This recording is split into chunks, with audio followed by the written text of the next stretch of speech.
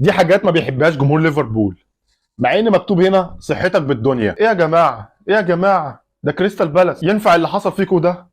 طب ينفع ده بجد؟ بعيدا عن التريقه والهزار، بصراحه يعني الماتش ده فكرني بماتش ليفربول في نهايه الموسم اللي فات. اي نعم، بالنسبه لي الماتش ده مش مقياس اساسا، لان الدرع الخيريه ده ماتش يعتبر زي ماتش ودي كده بالنسبه لهم، لسه افتتاحيه موسم فما بيفرقش معاهم قوي. بس انا حسيت ارن سلوت حرفيا عاجز قدام كريستال بالاس، وكريستال بالاس هي اللي ماشيه الماتش بمزاجها. خطوره ليفربول في الماتش ده ما كانتش موجوده، وكانت على فترات بعيده جدا، وده كفاءه كبيره جدا من مدرب كريستال بالاس وغباء كبير جدا من ارن سلوت. الشوط الثاني تحديدا نص الملعب كان مسحوب جدا من ليفربول، وارن سلوت اتاخر في التغييرات بتاعته، اذا كان ماكاليستر او واتارو اندو. فانا استغربت بصراحه اللي هو عمله في الماتش ده. والفكره الوحيده اللي انا شفت ليفربول بيعملها ونجحت في الجون الثاني اللي فريمبونج جابه، وهي تجميع اللعب في الجنب الشمال وبعدين تغيير الملعب ناحيه فريمبونج اللي صلاح بيفضله المساحه في الجنب ده، او بقى مهارات فرديه من فيريتس او ايكيتيكي، اللي بالمناسبه الاثنين دول هيبقوا صفقات تقيله جدا لليفربول في الموسم ده. واكبر ثغره انا شفتها في ليفربول في الماتش ده هو كارتس جونز، ان هو لاعب مركز 6 وهي مش بتاعته اساسا، لان الاخ جريفنبرخ مراته ولدت فراح يقعد جنبها شويه وهم لبسوا في الحيط.